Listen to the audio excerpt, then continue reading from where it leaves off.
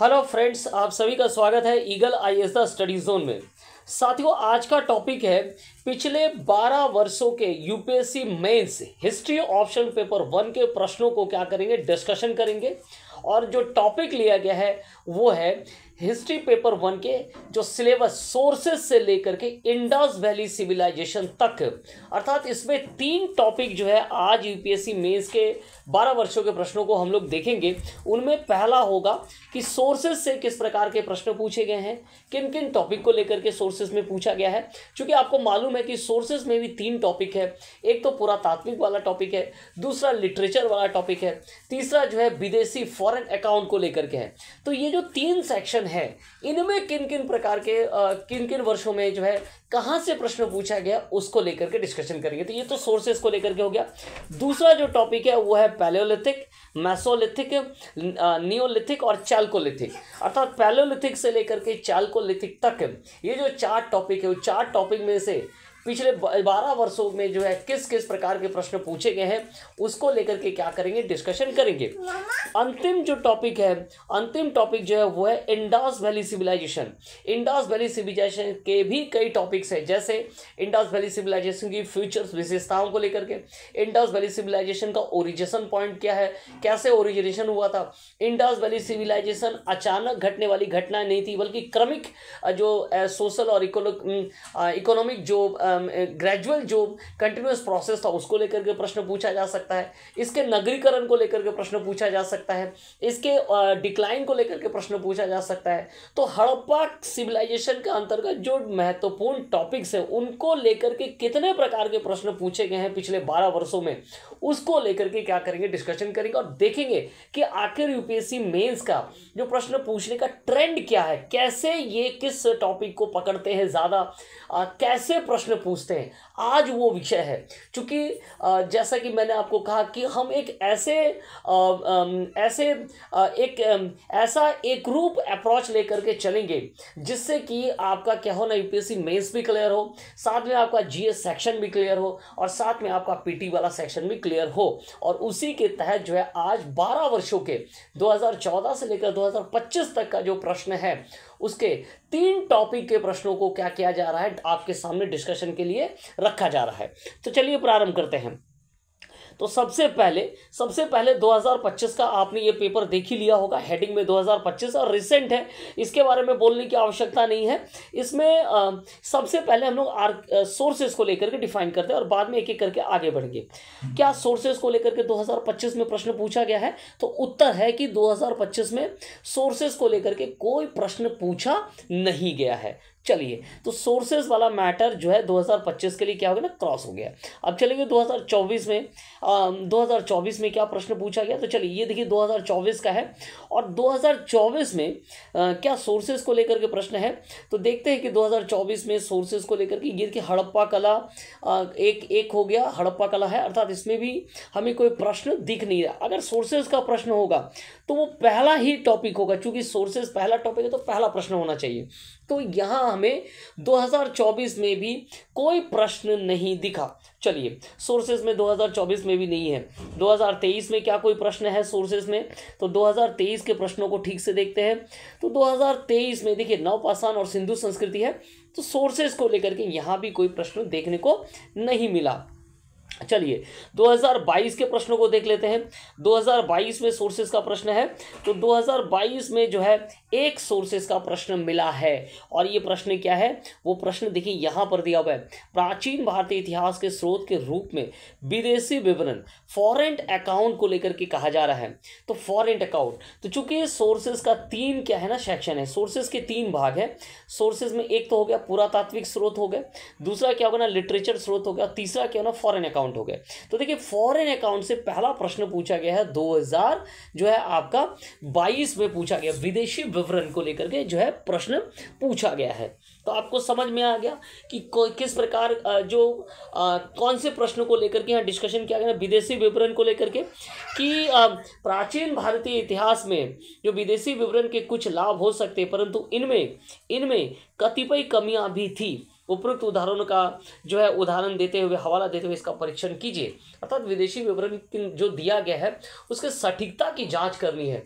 इसमें कुछ क्या हो सकता है ना, इसमें कहा जाता है कि इसमें इसका लाभ तो है लेकिन साथ में इसमें कुछ कमियां भी, चूंकि कई बार फॉरेन अकाउंट सही भी नहीं हो सकता। जैसे मेगास्थनीज को आपको याद होगा, जिन्होंने कहा था कि हमारे भारतीय समाज में जो है 7 प्रकार के वर्ण पाए जाते हैं, लेकिन ये सत्य नहीं है। उन्हें जितने प्रकार के लोग दिखे उन्होंने उस हिसाब से हमारे भारतीय समाज का क्लासिफिकेशन कर दिया था।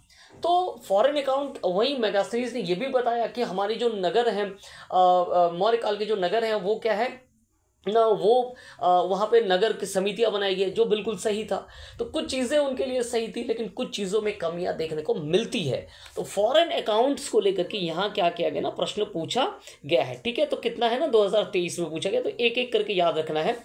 चलिए उसके बाद आगे, ठीक आगे बढ़ते हुए देखेंगे कि क्या 2022-21 में 2022 था तो 2021 में कोई प्रश्न पूछा गया है। पहला प्रश्न होगा, हमेशा याद रखिएगा।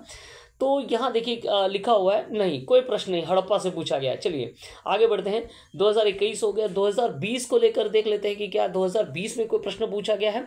तो 2020 में भी कोई प्रश्न नहीं पूछा गया है। ठीक है, चलिए 2019 की बात कर ले, क्या 2019 में कोई प्रश्न पूछा गया है। तो 2019 में देखिए, हाँ ये देखिए पूरा तात्विक साक्ष्य को लेकर के पूछा गया है। तो सोर्सेस का जो 3 पार्ट है उसमें एक प्रश्न जो है 2025 से लेकर के 2000 ये जो हमें दिख रहा है ये कब का है, तो ये हो गया आपका 2019 तक का है। तो 2025 से 2019 6 वर्षों में एक प्रश्न आया था जो कि फॉरेन अकाउंट को लेकर के आया था। अब 2019 में क्या पूछा है, 2019 में पुरातात्विक साक्ष्य को लेकर के पूछा है, जो कि ये बता रहा है कि साहित्यिक स्रोतों से जो है बेहतर है कि हम पुरातात्विक साक्ष्य से चीज़ों को समझ सकते हैं। तो ये तो बिल्कुल सही है कि अगर मान लीजिए ये लिखा हुआ है कि आप पुस्तक में ये पढ़ते हैं कि अशोक के जो है 14 मेजर रॉक एडिट्स है और कई छोटे माइनर रॉक एडिट्स जो भिन्न भिन्न क्षेत्रों में मिले हैं।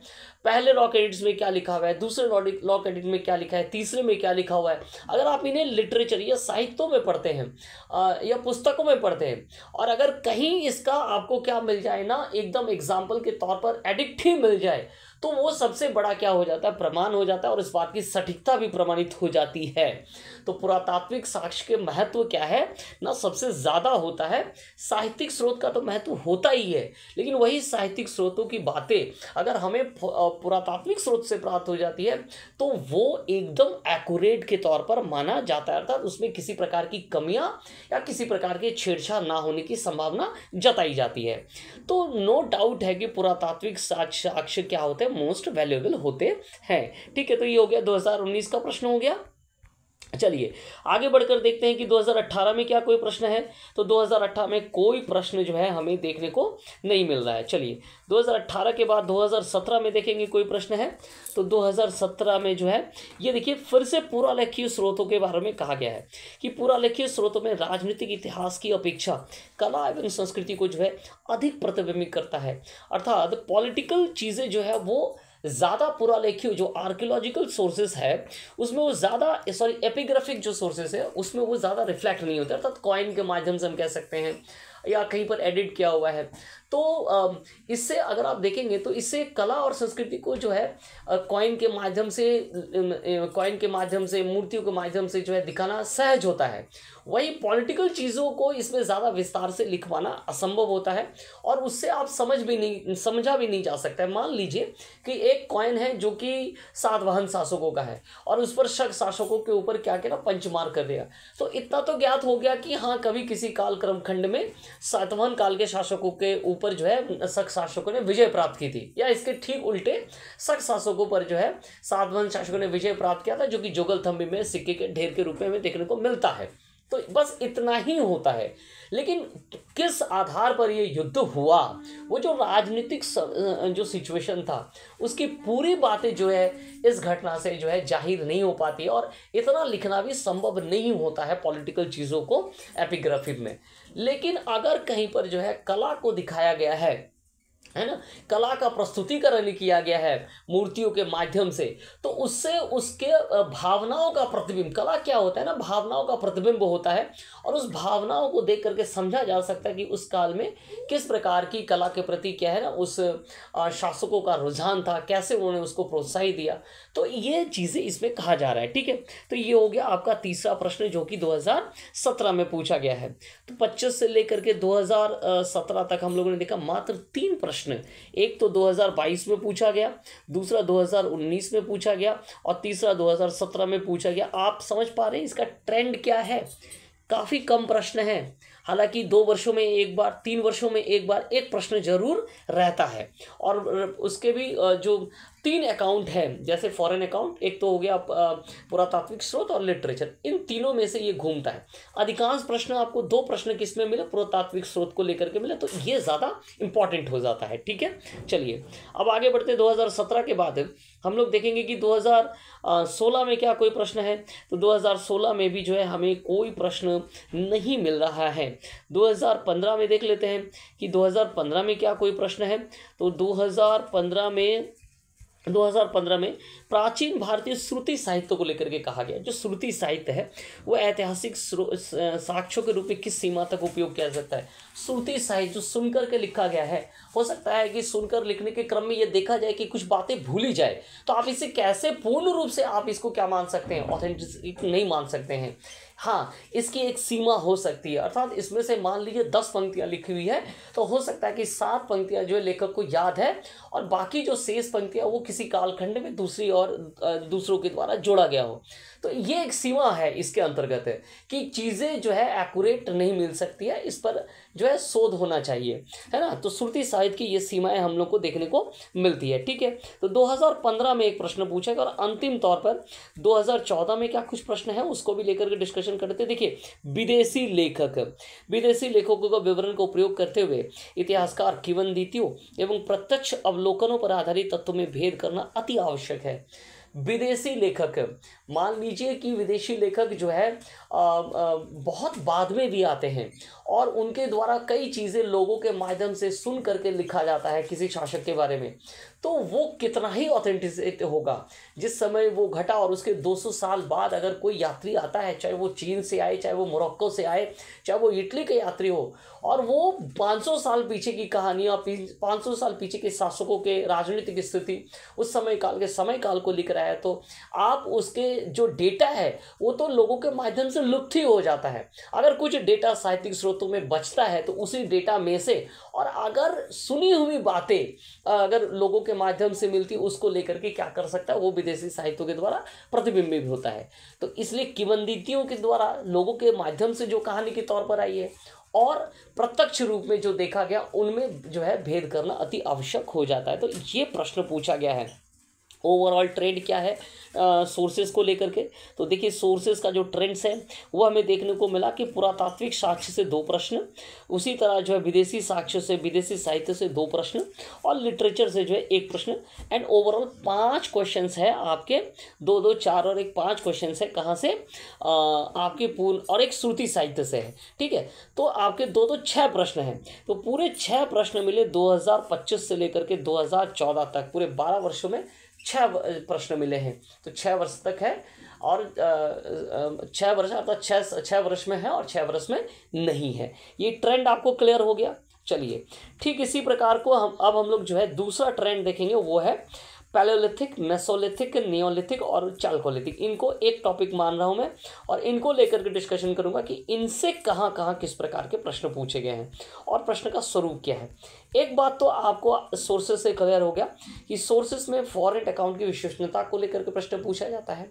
पुरातात्विक साक्ष्यों का जो महत्वपूर्णता है, तो पुरातात्विक साक्ष्य अन्य स्रोतों से क्या है, काफ़ी महत्वपूर्ण माने जाते हैं, इसको लेकर के प्रश्न पूछा जाता है। और एक आध प्रश्न लिटरेचर को लेकर के पूछा गया है। ठीक है, चलिए अब 2025 में ही अब हम लोग चले जाएंगे कि क्या पैलेओलिथिक, नियोलिथिक और मेसोलिथिक और चाल्कोलिथिक। तो पहला प्रश्न तो चाल्कोलिथिक का ही है। चालकोलिथिक के विशेषताओं को यहाँ पर उकेरा गया है। प्रश्न सीधा है कि चालकोलिथिक कल्चर के लोग किस प्रकार कला निपुण थे, ये प्रश्न पूछा गया है। ठीक है, चलिए अब आगे देखेंगे 2024 के बाद 2024 में क्या कुछ है। तो 2024 में हमें कोई प्रश्न देखने को नहीं मिल रहा है। चलिए आगे बढ़ जाते हैं, 2023 में देख लेते हैं कि क्या कुछ प्रश्न है। तो 2023 में आपको एक प्रश्न मिलेगा।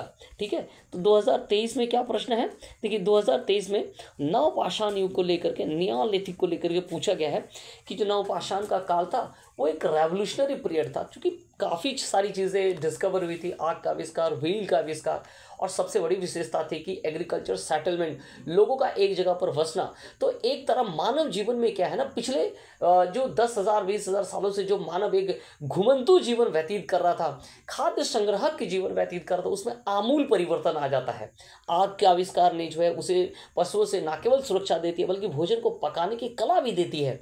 व्हील के आविष्कार से वस्तुओं को एक जगह से दूसरी जगह पे ले जाना और बस्तियों के बसाने में जो है सहायक भूमिका निभाती है। और एग्रीकल्चर सेटलमेंट, कृषि को जो है स्थायी तौर पर अपनाने की जो भूमिका है वो हमें नियोलिथिक में देखने को मिलता है।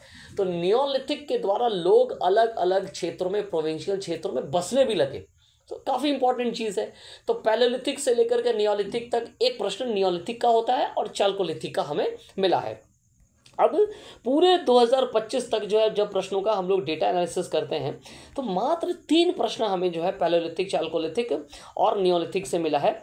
एक और प्रश्न है जो कि आपको 2016 में देखने को मिलेगा, और बीच में जब आप देखेंगे प्रश्नों का एनालिसिस करेंगे तो देखेंगे कि वहाँ कोई प्रश्न नहीं है इस टॉपिक से, अर्थात पैलेलिथिक, मेसोलिथिक, नियोलिथिक और चालकोलिथिक से। ठीक है, देखिए 2016 में क्या पूछा गया है, अगेन नवपाषाण काल। भारत में नवपाषाण काल की पारदर्शिक विशेषताओं के लिए, अर्थात नवपाषाण काल किसी एक क्षेत्र विशेष में तो नहीं हुआ है, कई अलग अलग क्षेत्रों में नवपाषाण काल की में क्या है ना बस्तियों का बसाहट देखने को मिला है। तो उनके विशेषताओं को लेकर के आपको क्या लिखना है, डिफाइन करना है। बस ये 3 प्रश्न जो है आपके 2025 से लेकर के 2014 तक प्रश्न पूछा गया, जिनमें नियोलिथिक इज वेरी इंपॉर्टेंट, जिसमें 2 क्वेश्चंस है और 1 क्वेश्चन आपको चालकोलिथिक से मिला है। ठीक है, समझ पा रहे हैं कि इस टॉपिक का जो महत्वपूर्णता वो कम है, और अगर सिकुड़ता भी है इस टॉपिक का जो हम कह सकते हैं जो अट्रैक्शन पॉइंट है वो है क्या है ना, नियोलिथिक है। क्योंकि एक बार चालकोलिथिक से पूछ दिया तो फिर दोबारा इसमें ये कोई बड़ा पॉइंट है नहीं, चालकोलिथिक बहुत बड़ा टॉपिक है नहीं, एक छोटा चैप्टर्स है, तो उसमें से बार बार प्रश्न नहीं पूछा जा सकता है। बट नियोलिथिक से 2 प्रश्न, एक इसकी विशेषताओं को उकेरना, दूसरे इसकी प्रादेशिक विशेषताओं को, क्योंकि नियोलिथिक बस्तियां पूरे भारत में पाई जाएगी, तो उन विशेषताओं को लेकर के पूछा गया है। ठीक है, चलिए अब हम लोग बात कर लेंगे इंडास वैली सिविलाइजेशन को लेकर के, जो कि काफ़ी महत्वपूर्ण चैप्टर है। और जो ट्रेंड्स दिखा दोस्तों, वो 2025 से लेकर के 2015 तक सारे वर्षों में, यानी कुल 12 वर्षों में ही आपको क्या मिला है ना, हड़प्पा सिविलाइजेशन से प्रश्न देखने को मिले हैं। और ये टॉपिक काफ़ी महत्वपूर्ण माना जाता है मेंस के दृष्टिकोण से। आप ध्यान दे पा रहे हैं मैं क्या कहना चाहता हूँ? मैं कहना चाहता हूँ कि इस टॉपिक पर जो है आपको काम करने की आवश्यकता है। यूपीएससी का रुझान भी इधर ही है और वो इसमें कई प्रश्न पूछ चुका है, और क्या है उस प्रश्न का स्वरूप, उसको लेकर के भी थोड़ा हम लोग डिस्कशन कर लेते हैं। चलिए 2025 में क्या प्रश्न पूछा था, तो बिल्कुल आपके सामने है, और वो प्रश्न था हड़प्पा कल्चर को लेकर के।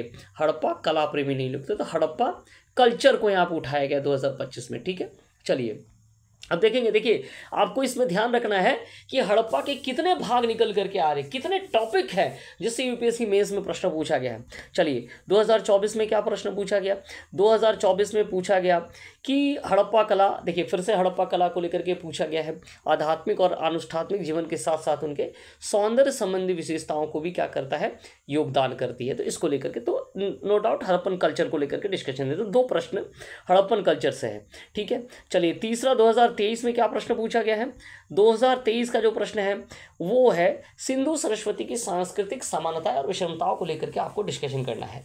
तो यहाँ जो सिंधु और जो सरस्वती की जो संस्कृति में जो बस्तियां हैं, उन बस्तियों के बीच में किस मैटर पर समानता पाई जाती है और किस मैटर पर विषमता पाई जाती है, उसको लेकर के क्या करना है, आपको डिस्कशन करना है। ठीक है, तो चलिए ये एक प्रश्न हो गया। चलिए नेक्स्ट जो है, नेक्स्ट देखेंगे तो ये भी आपका मान लीजिए, मान के चलिए कि ये क्या हो ना, एक तरह का हम कह सकते हैं कि इसका कल्चर को लेकर के एक प्रश्न हो गया, लेकिन सामाजिक कल्चर को लेकर के एक प्रश्न हो गया।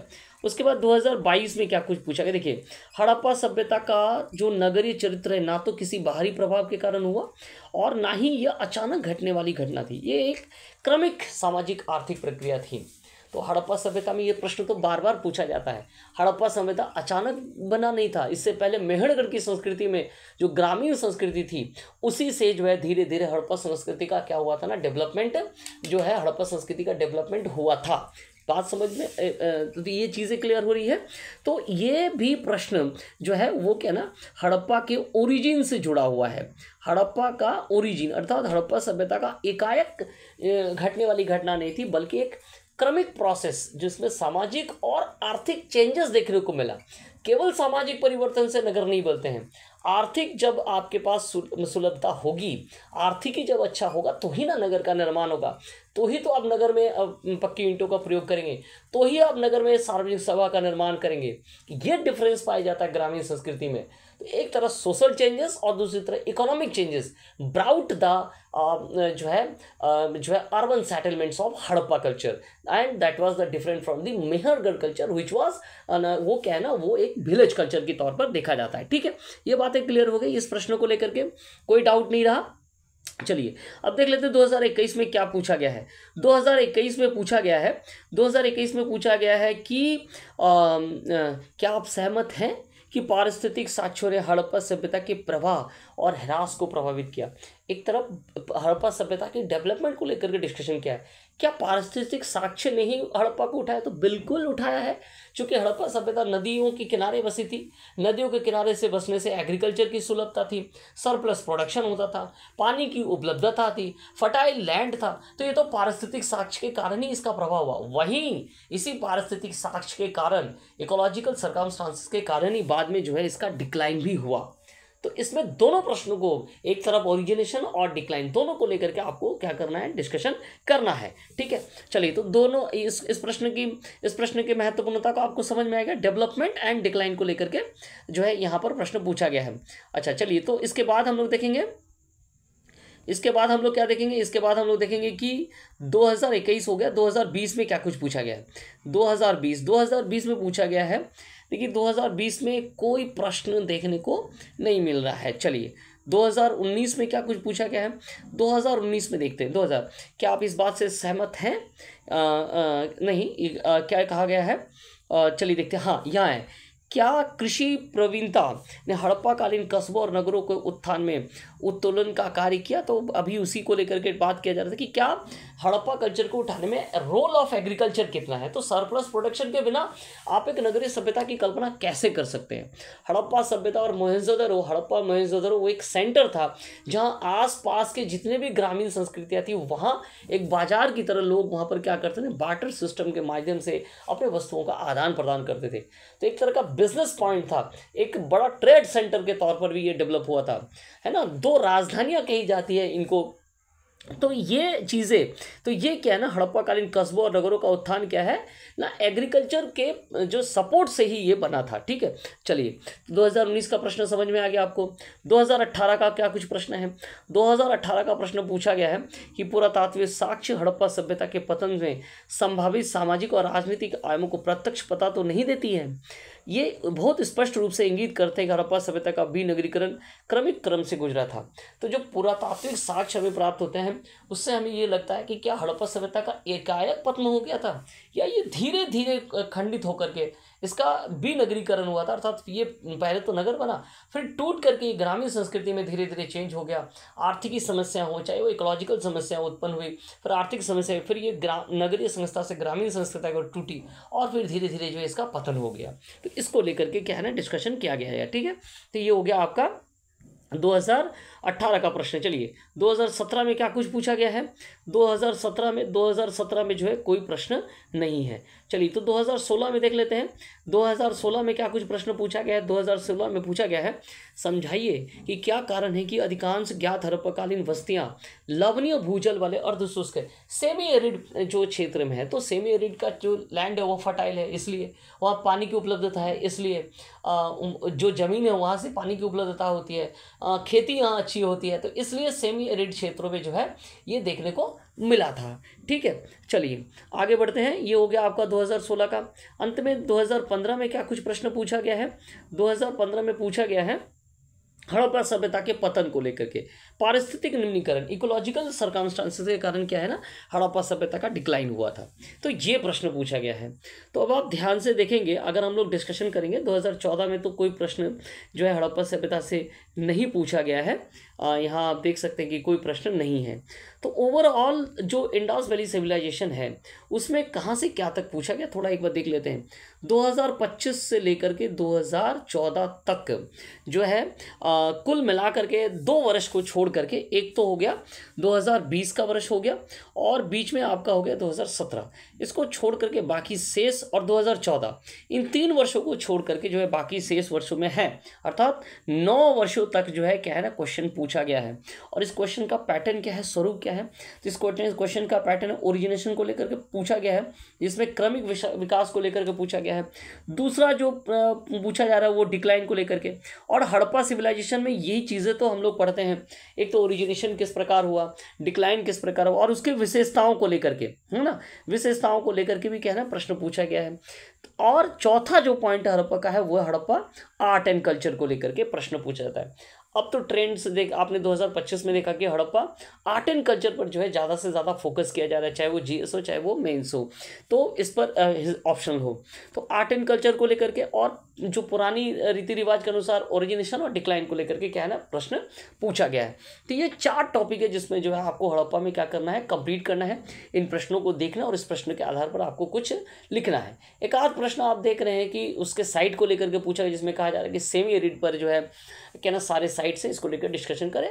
तो ये भी उसी पर बना हुआ है कि फर्टाइल लैंड है, पानी की उपलब्धता है, इसको लेकर के आप लिख सकते हैं। ठीक है, तो साथियों ये जो 3 टॉपिक आज 3 जो सिलेबस के 3 टॉपिक को कवर अप किया गया 2014 से लेकर के 2025 तक 12 वर्षों में कैसे प्रश्न पूछे गए, किस टॉपिक को लेकर के प्रश्न पूछे गए, उस पर डिस्कशन किया गया।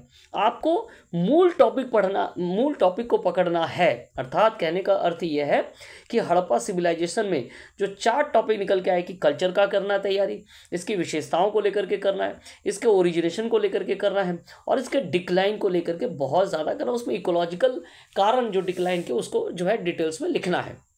ये जो 4 टॉपिक आपको मिल रहा है वो आपको देखना है। और उसी तरह से अगर आप देखेंगे पैलोलिथिक, चाल्कोलिथिक, नियोलिथिक, मेसोलिथिक में तो नियोलिथिक से प्रश्न है और चाल्कोलिथिक से तो एक प्रश्न होता है, इससे ज़्यादा जो है चाल्कोलिथिक में 2 प्रश्न हो सकते हैं अलग अलग टाइप के, और नियोलिथिक में 2 प्रश्न। तो ये कुल मिलाकर के 4 प्रश्न में आपका ये वाला सेक्शन खत्म हो जाएगा। वहीं वहीं सोर्सेज की अगर हम बात करें तो इसमें जो है पुरातात्विक सोर्स हो गया, लिटरेचर से एक प्रश्न हो सकता है और फॉरेन अकाउंट में एक आ सकता है। और तीनों प्रश्नों का स्वरूप वही है कि कौन कितना ऑथेंटिसिटी को प्रूव करता है, क्या लिटरेचर से ऑथेंटिसाइड उत्तर प्राप्त होता है उसको लिखना है, पुरातात्विक साक्ष्य कैसे जो ऑथेंटिक है उसको लिखना है, विदेशी अकाउंट में भी यही प्रश्न पूछा जा रहा है कि उनके द्वारा लिखी गई चीज़ें कितने ऑथेंटिक है, उसको लेकर किस सीमा तक इसका उपयोग हो सकता है। तो सारी चीज़ें उनका ऑथेंटिसिटी को लेकर के पूछा गया है। तो आई होप कि आपको समझ में आ रहा है कि कैसे मेंस को डील करना है, और उसी आधार पर आपकी तैयारी ये जो 4 महीनों का समय है उस पर होना चाहिए, खास करके मेंस पर और ऑप्शनल पेपर पर बिल्कुल ध्यान दें। और हिस्ट्री ऑप्शनल पेपर के लिए जो है हमारे द्वारा यूट्यूब चैनल पर कार्य किया जा रहा है। आज 3 टॉपिक को लेकर के डिस्कशन किया गया, आने वाले समय में और भी कई टॉपिक को लेकर के डिस्कशन किया जाएगा, और ये जो है प्रयासरत रहेंगे हम कि आपकी जो मेंस की यात्रा है वो क्या हो जाए, सरल हो, और जो है आने वाले समय में जो है आपकी तैयारी भी और मजबूत हो। तो हमारे साथ जुड़े रहिए। ईगल आईएएस स्टडी जोन में आप सभी का बहुत बहुत धन्यवाद है।